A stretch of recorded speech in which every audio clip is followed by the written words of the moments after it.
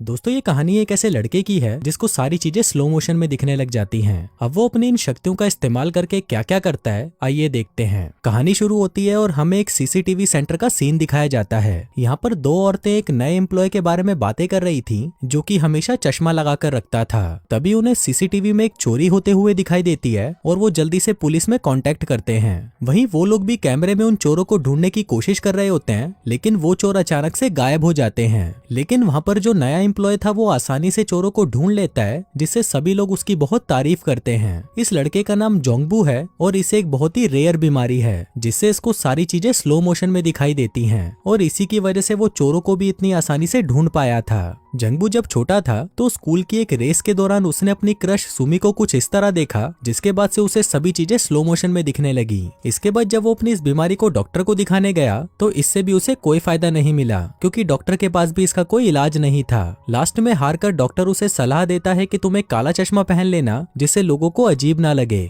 अब जंगबू के फादर उसकी इस बीमारी को कैसे भी ठीक करना चाहते थे, इसलिए वो ज्यादा पैसा कमाने के लिए विदेश चले जाते हैं और जंगबू अपनी मॉम और अपनी बहन के साथ यहीं पर रहने लगता है। अब स्लो मोशन में देखने के कुछ फायदे भी थे, क्योंकि ये ऐसी ऐसी चीजें भी स्लो मोशन में देखने लग गया था जो कि नॉर्मल आंखों से देखना थोड़ा मुश्किल होता।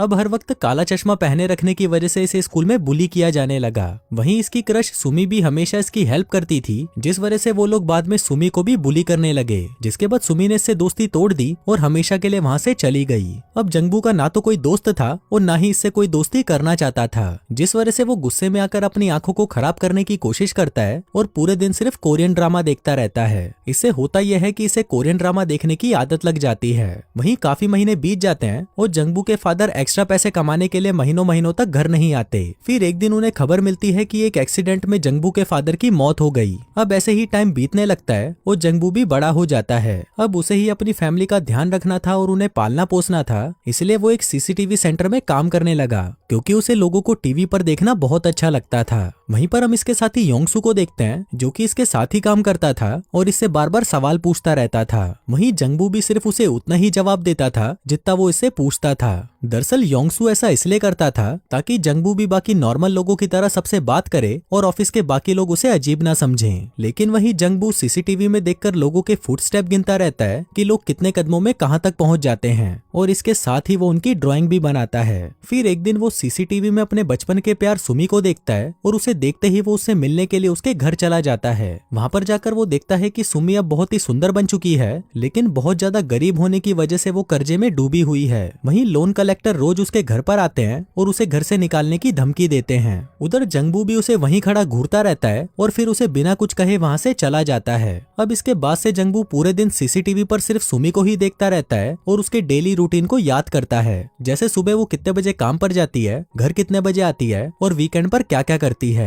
सुमी जहाँ पर रोज खड़े होकर सोडा पीती है, वहाँ पर ये भी खड़ा होकर सोडा पीने लगता है। इसके अलावा वो पास के कूड़ेदान से एक सोफा उठाकर उसे कॉफी शॉप के बाहर रख देता है, क्योंकि सुमी यहाँ पर रोज रात को खड़े होकर कॉफी पीती थी। फिर अगले दिन जब सुमी बस स्टैंड पर खड़ी थी, तभी वहाँ पर बहुत तेज बारिश होने लगती है। उधर जंगबू भी उसे बारिश में खड़ा हुआ देख लेता है और उसे छाता देने के लिए अपने साथी को लेकर सुमी के पास चला जाता है, लेकिन सुमी उसे गालियां देकर वहाँ से भगा देती है। इसके बाद ये दोनों डॉक्टर के पास जाते हैं और सुमी को इम्प्रेस करने की एडवाइस मांगते हैं। अगले दिन सुमी अपने ऑडिशन के लिए जा रही थी, क्योंकि वो एक सिंगर बनना चाहती थी। वहीं पर उसका मैनेजर उसे कॉल करके कहता है कि तुम लेट हो गई, इसलिए अब तुम्हें यहाँ पर आने की जरूरत नहीं है। लेकिन तभी सुमी उसे फोन पर ही गाना सुनाने लग जाती है, जिससे वहाँ पर खड़े सभी लोग उससे इम्प्रेस हो जाते हैं। तभी वहाँ पर जंगबू भी आ जाता है और उसे फ्लावर्स देने लगता है, लेकिन इस पर सुमी उसे कहती है कि मुझे फ्लावर्स नहीं चाहिए और अगर तुम्हें मुझे कुछ देना ही था तो इसकी जगह नूडल्स का पैकेट ले आते। फिर वो वहाँ से जाने लगती है, पर तभी जंगबू उसे उसका नाम लेकर बुलाता है और कहता है कि मैं वही हूँ जो तुम्हारे साथ स्कूल में पढ़ता था। लेकिन इस पर सुमी कहती है कि मैं वो नहीं हूँ जो तुम मुझे समझ रहे हो, मेरा नाम भी सुमी है पर मैं वो नहीं हूँ। अब ये उसकी क्लासमेट सुमी तो नहीं थी, लेकिन जंगबू अब इसे ही पसंद करने लगा था। फिर एक दिन ये दोनों फिर से मिल जाते हैं और यहाँ पर सुमी से पूछती है कि तुम उस लड़की को क्यों ढूंढ रहे हो। ये बताता है कि मैं उसको बचपन से ही पसंद करता था और अब मैं उसे अपनी दिल की बात बताना चाहता हूँ। इसके बाद सुमी उसे कहती है कि हम दोनों एक ही डायरेक्शन में जा रहे हैं, तो तुम मेरा सामान उठाओ और मेरी हेल्प करो। फिर एक दिन जंगबू सुमी को रोड पर बंदरों की तरह उछलते हुए देखता है, क्योंकि इसका उस म्यूजिक शो में सिलेक्शन हो गया था। इसलिए ये बहुत खुश थी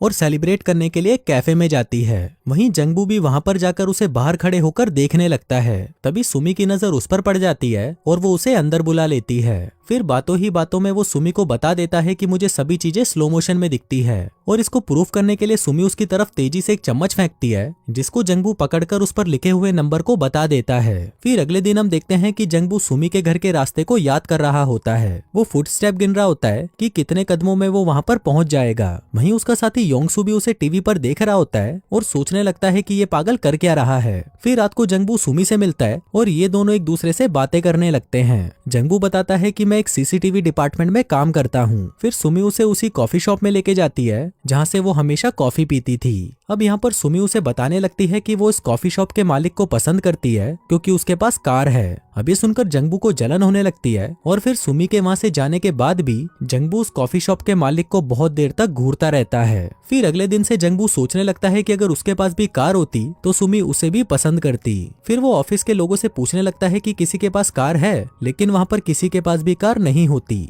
दूसरी तरफ लोन कलेक्टर फिर से आकर सुमी को धमकाने लगता है और इसी के साथ ही वो उसे मारने की भी कोशिश करता है, लेकिन तभी जंगबू भी वहाँ पर आ जाता है और उसे बचा लेता है। फिर शाम को ये दोनों फिर से मिलते हैं, जहाँ पर जंगबू उससे पूछता है कि अगर तुम्हारे पास कार होती तो तुम क्या करती। सुमी कहती है कि मैं रोज समुद्र के किनारे जाती और वहाँ पर बैठकर टाइम स्पेंड करती, इसलिए वो अपने एक दोस्त के पास जाता है जो कि एक बस ड्राइवर है। अब जंगबू उसी के साथ ही पूरे दिन भर घूमता है और शाम को सीसीटीवी में आकर देखता है कि वो अकेले ही बेसबॉल खेलता है। फिर जंगबू भी उसके पास जाकर उसके साथ बेसबॉल खेलता है और उसका झूठा दोस्त बनने का दिखावा करता है, जिसके साथ ही वो उसे अगले दिन सुमी को बस में घुमाने के लिए मना लेता है। फिर अगले दिन जब सुमी बस पर चढ़ती है तो ये लोग उसे कहीं और ले जाने लगते हैं। सुमी उनसे पूछती है कि तुम लोग ये क्या कर रहे हो, तो जंगबू कहता है कि मैं तुम्हें समुद्र के किनारे घुमाने ले जा रहा हूँ। अब सुमी को ये देखकर बहुत अच्छा लगता है कि जंगबू इसके लिए इतना कुछ कर रहा है और वो इसे पसंद करने लग जाती है, लेकिन उनकी किस्मत ही खराब होती है और उन्हें शहर के बॉर्डर पर रोक लिया जाता है। पुलिस उन्हें कहती है कि तुम एक लोकल बस में एक शहर से दूसरे शहर में ट्रेवल नहीं कर सकते, जिसके कारण उन्हें मुड़कर वापस जाना पड़ता है। अब यहाँ पर सुमी पुलिस वालों से झगड़ा कर लेती है, लेकिन इसका कोई फायदा नहीं होता।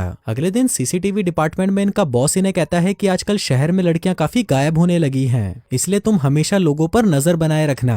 तभी जंगबू की नजर सुमी पर पड़ती है, जो कि सीसीटीवी से अचानक गायब हो जाती है। वो उसे ढूंढने के लिए बाहर भागता है, लेकिन तभी सुमी वहां पर आती है और कहती है कि मैं तो तुम्हारे साथ प्रैंक कर रही थी, दरअसल मैं ये देखना चाहती थी कि तुम मुझे ढूंढने आते हो या नहीं। इसके बाद सुमी जंगबू के पास आती है और उसका चश्मा उतारकर उसे किस करती है। फिर रात को जंगबू सुमी को उसके घर छोड़ने जाता है, लेकिन जैसे ही सुमी घर के अंदर जाती है तो वो देखती है कि वहाँ पर लोन वसूलने के लिए कुछ गुंडे आए होते हैं, जो कि उसके घर को पूरी तरह तहस नहस कर देते हैं। वहीं जंगबू भी ये सब बाहर खड़ा देख रहा था। वो उसे बचाने की कोशिश भी करता है, लेकिन तभी उसे दिखना बंद हो जाता है और वो वहीं पर बेहोश हो जाता है। कुछ देर बाद जब उसे होश आता है तब वो दोनों बैठकर बातें करते हैं। वहीं पर बिखरे हुए सामान में सुमी को उसके बचपन की कुछ फोटोज मिलती है, जो कि जंगबू ने उसके लिए बनाई थी, और ये देखकर हमें पता चलता है कि ये सुमी वही है जिसको जंगबू बचपन से पसंद करता था। फिर अगले दिन जब वो डॉक्टर के पास जाता है तब उसे पता चलता है कि थोड़े ही दिनों में वो अंधा हो जाएगा। अब ये बात जंगबू को पहले से ही पता थी, इसलिए उसने स्टेप्स गिनकर रखे थे ताकि जब भी वो अंधा हो जाए वो सुमी के घर तक पहुंच सके। लेकिन वहीं दूसरी तरफ अपना कर्जा उतारने के लिए सुमी अपना घर बेच देती है और अपना सारा सामान लेकर अपने ऑफिस में शिफ्ट हो जाती है, मतलब कि वो वहीं पर काम करेगी और रहेगी भी वहीं जंगबू भी उसे सीसीटीवी में देख रहा होता है कि ये यहाँ से जा रही है। तभी सीसीटीवी एम्प्लॉय को एक कार दिखती है, जो कि एक किडनैपर की कार थी। तभी ये लोग पुलिस को इन्फॉर्म कर देते हैं कि ये कार एक किडनैपर की है। इसी दौरान जंगबू देखता है कि सुमी भी रोड से गायब हो जाती है। जंगबू उसे ढूंढने के लिए बाहर जाता है, लेकिन अब वो देख नहीं सकता था तो उसका एक्सीडेंट हो जाता है। तभी वो सुमी को देखता है जिसको किडनैपर ले जा रहा था, लेकिन वो उसको जैसे तैसे करके बचा लेता है और वहीं सुमी भी उसका एक ट्रक एक्सीडेंट होने से बचा लेती है। तभी वहाँ पर पुलिस आ जाती है और सुमी को अपने साथ ले जाती है, लेकिन जंगबू वहीं रोड पर खड़ा रह जाता है। अब ऐसे ही कुछ दिन बीत जाते हैं और हम सुमी को देखते हैं, जो कि काफी दिनों से जंगबू से नहीं मिली क्योंकि वो अपने काम में बिजी रहती है। लेकिन जब भी उसे उसकी याद आती है तो वो सीसीटीवी कैमरे में देखकर उसे हाय कर देती है, लेकिन उसे पता नहीं था कि जंगबू अब पूरी तरह अंधा हो चुका है। फिर एक दिन ये जंगबू से एक कैफे में मिलती है।